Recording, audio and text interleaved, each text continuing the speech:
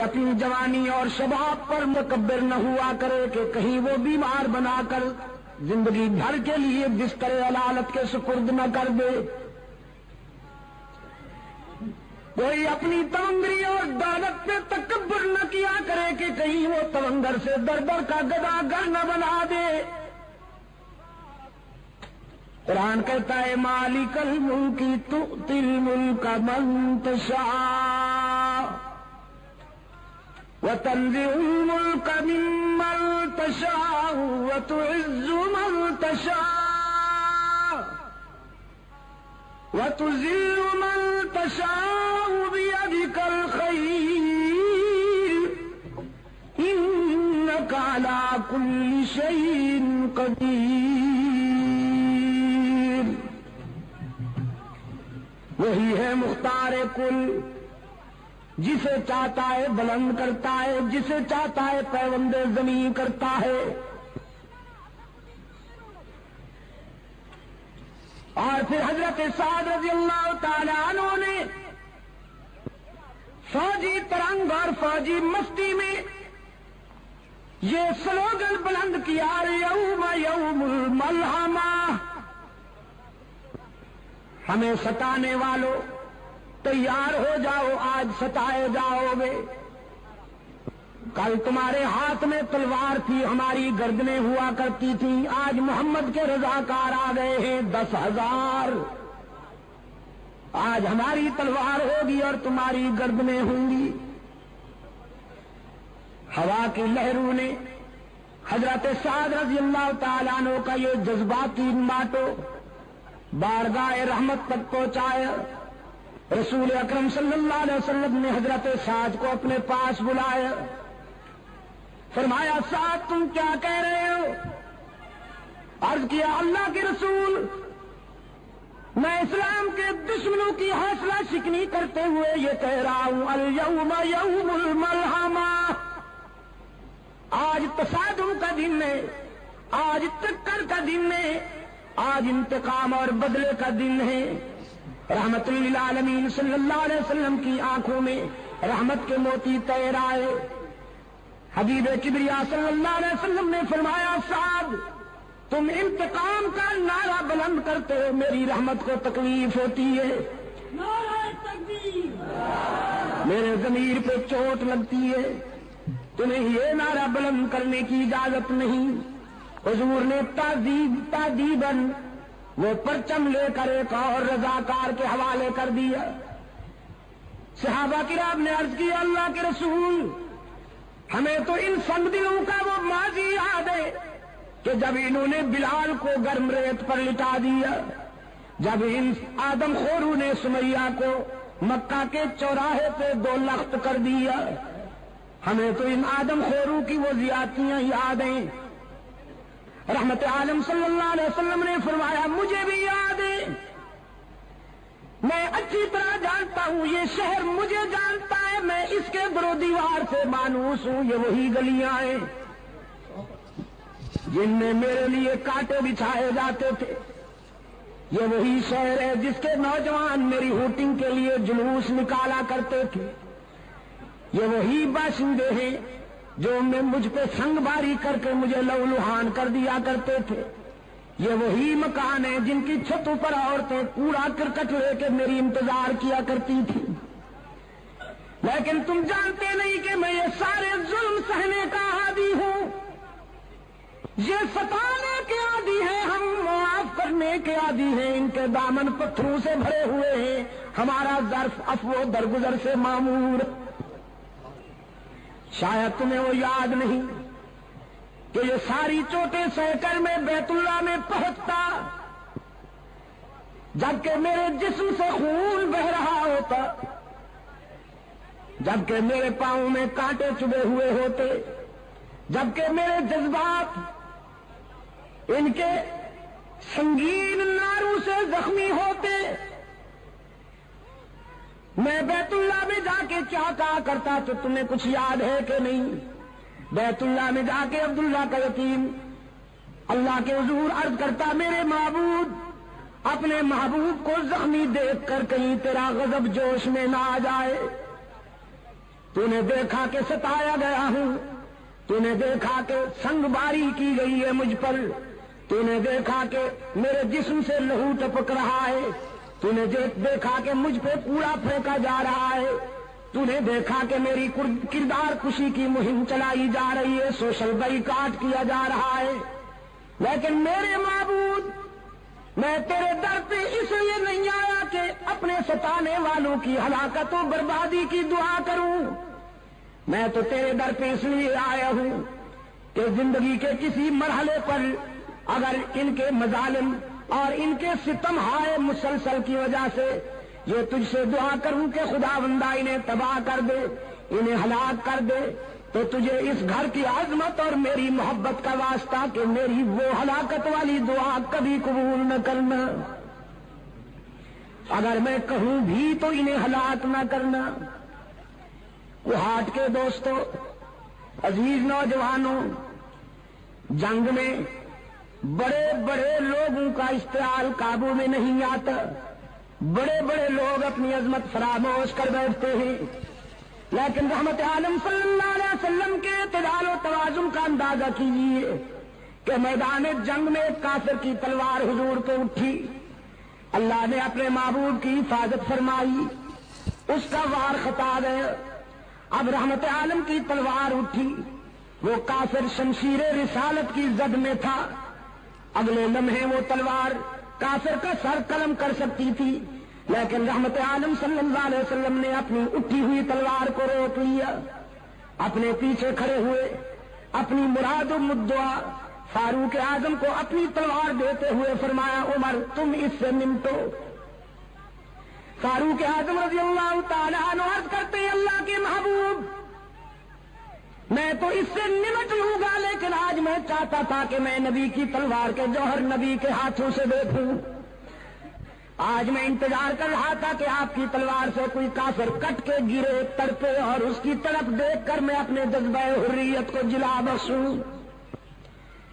رحمت عالم صلی اللہ علیہ وسلم اشکبار ہو گئے، فرمایا عمر تم جانتے نہیں کہ نبی کا قاتل اور نبی کا مقتول دنیا میں سب سے بڑا بدنصیب ہوتا ہے، جو کسی نبی کو شہید کرے وہ بھی دائمی جہنمی، جو کسی پیغمبر کے ہاتھوں سے مارا جائے وہ بھی دائمی جہنمی۔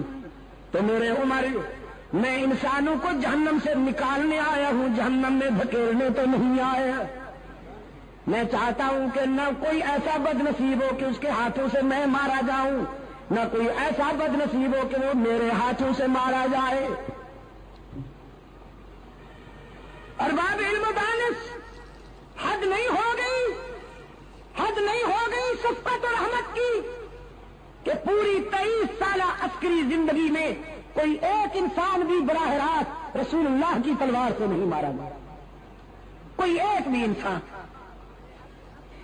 میرے آقا نے اپنے رضاکاروں سے فرمایا یہ نعرہ بلند کرنے کی اجازت نہیں، آج میں ان کے لیے وہی جذبات لایا ہوں جو میرے بھائی کے حضرت یوسف کے جذبات تھے کنویں میں ڈالنے والے مہربانوں کے لیے، آج میں بھی ان کے لیے وہی کہتا ہوں جو میرے بھائی یوسف نے کہا، لا تثریب علیکم اليوم،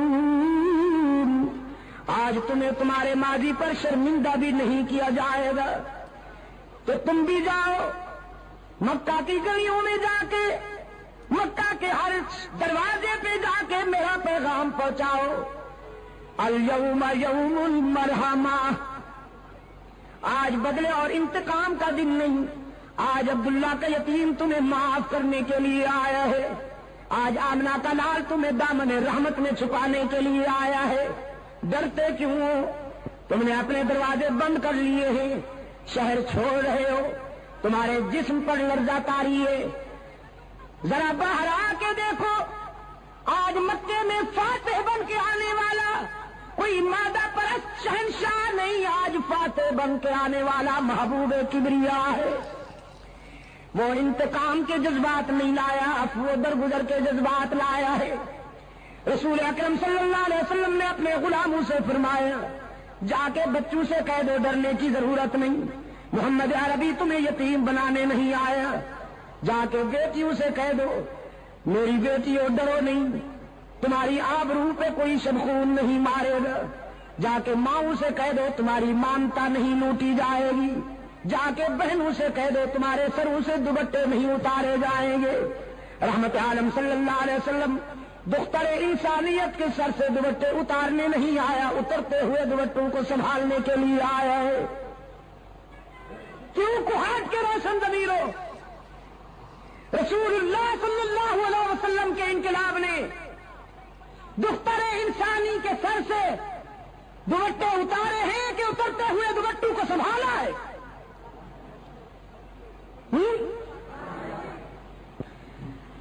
اور دور حاضر کا مستشرق، جدید مفکر، اے کاش کہ اسے اتنا پانی ملتا کہ وہ ڈوب کے مر جاتا۔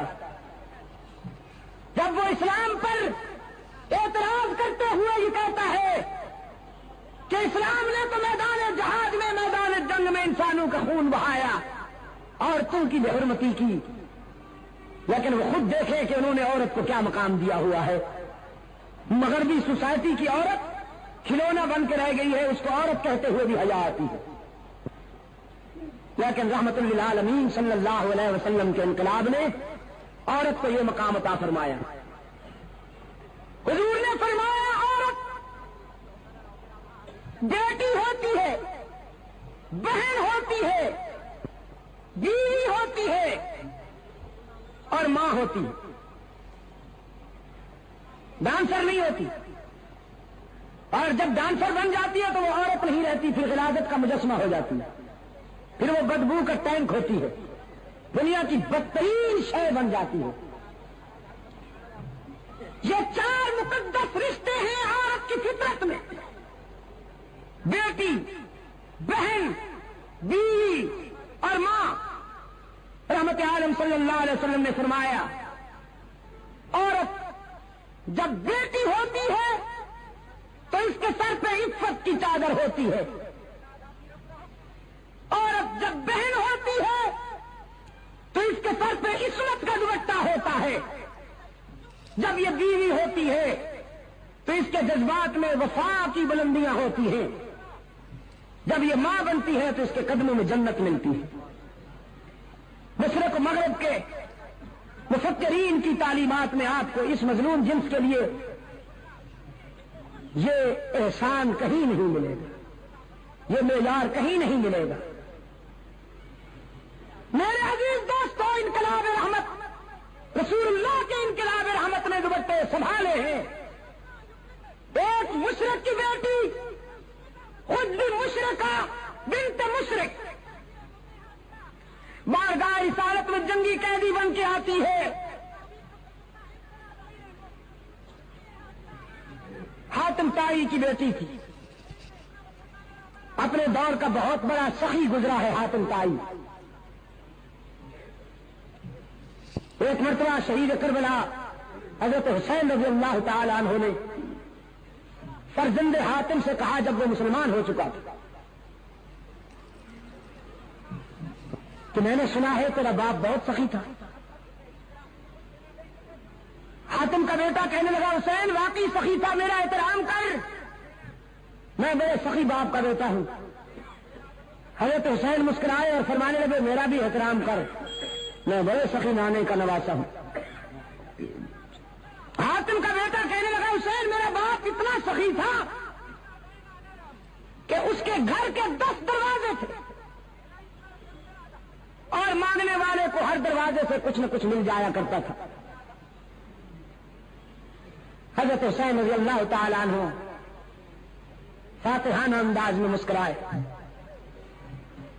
اور فرمانے لگے تیرے باپ کے گھر میں دروازے تو 10 تھے لیکن تھے اتنے کمزور کہ سوالی کو ایک دروازے کے بعد دوسرے دروازے کی ضرورت پڑتی تھی، پھر تیسرے پہ جانا پڑتا تھا، پھر چوتھے، پانچویں، چھٹے، ساتویں، آٹھویں، نویں اور 10ویں دروازے کی ضرورت پڑتی تھی۔ میرے نانے کے در پہ جو سوالی جاتا میرے نانا تو اس کو ایک در پہ پہنچا دیتے اور وہ دروازہ اتنا مکمل بھرپور تھا کہ جس سوالی کو وہ در مل جاتا تھا پھر زندگی بھر کے لیے کسی دوسرے دروازے کی حاجت ہی نہیں رہا کرتی تھی۔ وہ در بڑا مکمل ہے اور وہ انسان بڑا خوش نصیب ہے جسے وہ در میسر آ جائے. اقبال اسی لیے کہتا ہے کہ وہی سجدہ ہے لائق اہتمام کہ ہو جس سے ہر سجدہ تجھ پر حرام. تو میں عرض یہ کر رہا تھا کہ وہ بنت حاتم رسول اللہ صلی اللہ علیہ وسلم کی خدمت میں حاضر ہوتی ہے. اس کے سر پہ چادر نہیں. رسول اللہ صلی اللہ علیہ وسلم نے اپنی چادر ایک رضاکار کو دیتے ہوئے فرمایا کہ جاؤ اس بچی کے سر پہ چادر ڈال دو. رضاکاروں نے عرض کیا اللہ کے رسول مشرکہ ہے. اس کا باپ سخی تو تھا لیکن مشرک تھا, دشمن کی بیٹی ہے, تو ہم آپ کی مقدس چادر ایک کافرہ عورت اور دشمن کی بیٹی کے سر پہ ڈالیں. رحمت عالم نے فرمایا بیٹی بیٹی ہوتی ہے, دوست کی ہو یا دشمن کی. میرے ہاں معیار یہ نہیں ہے کہ دشمن کی بیٹی ہو تو اس کی رسوائی برداشت کی جائے, اپنے کی بیٹی ہو تو اس کی عزت افزائی کی جائے. میرے ہاں معیار یہ ہے کہ جس طرح میں اپنی بیٹی کے لیے چاہتا ہوں کہ اس کا سر کبھی برہنا نہ ہو, میری رحمت کا تقاضا ہے کہ میرے دشمن کی بیٹی کا سر بھی کبھی برہنا نہ ہو. سرکار دو عالم صلی اللہ علیہ وسلم کی چادر اس بچی کے سر تک پہنچی. رضاکاران مصطفیٰ نے وہ چادر جا کے اس کے سر پہ ڈالی ہے تو روتی ہوئی رسول اللہ کی خدمت میں حاضر ہوئی. اللہ کے رسول صلی اللہ علیہ وسلم نے فرمایا بیٹی میں نے سنا ہے کہ تیرا باپ بڑا سخی تھا, تو آج میں تیرے باپ کی نیک نامی کی وجہ سے تجھے آزاد کرتا ہوں. جاؤ تم آزاد. وہ بیٹی کہتی ہے اللہ کے رسول دریائے رحمت جوش میں ہے تو میں اکیلے آزادی کیوں قبول کروں؟ یہ میرے قبیلے کی عورتیں میرے ساتھ آئی ہیں, پہلے انہیں آزاد کیجئے پھر میں آزادی قبول کروں گی.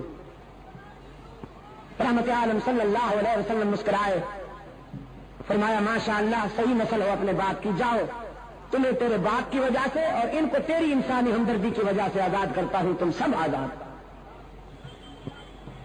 قبیلہ طے کی عورتیں جب آزادی کا اعلان سنتی ہیں اور اگلے لمحے وہ ساری عورتیں رسول اللہ صلی اللہ علیہ وسلم کے اسلام کے حلقے میں تھیں, ان کی زبان پہ کلمہ اسلام مچل رہا تھا. رسول اللہ صلی اللہ علیہ وسلم کی سیرت طیبہ اور حضور کی ولادت, اس پر آپ کی اظہار مسرت کا صحیح طریقہ یہ ہے کوہاٹ کے دوستوں کہ اپنے اندر کردار کی وہ بلندیاں پیدا کیجئے کہ تلوار اٹھانے کی ضرورت ہی نہ پڑے. تیاری کیجئے, حکم ہے اعدوا لهم ما استطعتم من قوة ومن رباط الخيل. اتنی تیاری کیجئے کہ آپ کے دشمن کے حوصلے پست ہو جائیں, لیکن سب سے زیادہ توجہ کردار پہ دیجئے. آپ نے اگر اپنے اندر وہ کردار پیدا کر لیا تو انشاءاللہ اسلحہ وہ کام نہیں کرے گا جو آپ کا کردار کام کرے گا. میں شیخ الحدیث حضرت مولانا محمد زکریا رحمت اللہ تعالی علیہ کے والد گرامی کا ایک واقعہ بیان کیا کرتا ہوں دوستوں کی خدمت میں. بہت سے دوست آج اس اجتماع میں نئے ہیں, ان کی معلومات کے لیے عرض کر دیتا ہوں. حضرت مولانا محمد زکریا رحمت اللہ تعالی علیہ کے والد گرامی ابھی پچھلے دنوں ان کا انتقال ہوا. مدینہ منورہ میں انہوں نے انتقال فرمایا. زندگی کا ایک طویل حصہ اس انتظار میں مدینہ میں آئے, اکثر دعا بھی کیا کرتے تھے. اللہ نے اس درویش کی دعا کو شرف قبولیت بخشا, باب جبریل سے جنازہ اٹھا, جنت البقیع میں ٹھکانہ مل گئے. ان کے والد گرامی سے حضرت مولانا محمد یحییٰ رحمت اللہ تعالی علیہ, ان کے زمانہ میں ایک ہندو مسلم فساد ہوا. سوچ کر میں نے تجھے تیرا پرس واپس کر دیا, جاؤ اپنا کام کرو. نسبت بڑی بات ہوتی ہے عزیز دوستو. 18 ہندو مولانا سے عرض کرتے ہیں ہم نے سوچا جب غلام اتنا سچا ہے اس کا آقا کتنا سچا ہوگا, ہم فیصلہ کر کے آئے ہیں کہ ہمیں بھی اسی کا غلام بنا دیجئے جس کی غلامی نے آپ کو حق و صداقت کی یہ بلندیاں عطا کی. مولانا کے ہاتھ پر انہوں نے کلمہ پڑھا، اسلام قبول کیا۔ کہنے لگے مولانا عدالت کا وقت ابھی ختم نہیں ہوا، چلیے ذرا۔ اب کیونکہ ہم مسلمان ہو گئے ہیں، فرض ملکیت ہمارے پاس ہے، مثل عدالت میں موجود ہے، ہم بیان دیتے ہیں کہ زمین مسجد کو ملنی چاہیے۔ عدالت میں آ کے انہوں نے بیان دیا کہ اب چونکہ ہم مسلمان ہو چکے ہیں، اس زمین کے اصل مالک ہم ہیں، تو آپ یہ زمین مسجد کے نام الاٹ کر دیجیے۔ اس نے مصر کو معائنہ کیا تو دیکھا کہ واقعی یہی لوگ اصل مالک تھے زمین کے، زمین مسجد کے نام الاٹ ہو گئی۔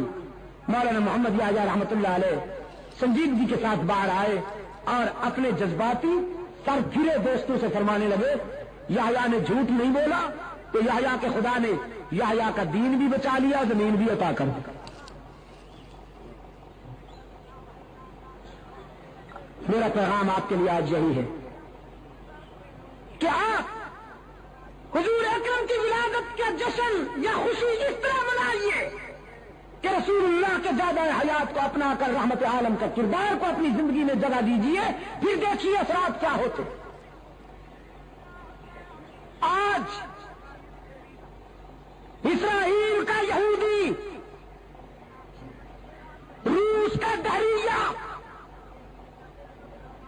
مغرب کا آدم خور، گوری چمڑی والا سیاہ دل بھیڑیا یہ سمجھتا ہے کہ مسلمان فقط نام کے رہ گئے ہیں، اب ان کو مٹانا کوئی بڑی بات نہیں۔ یہ نعرے تو خوب لگاتے ہیں، جھنڈیاں بھی خوب لہراتے ہیں، چراغاں بھی خوب کرتے ہیں، لیکن عملی زندگی کے کسی گوشے پر رسول اللہ کی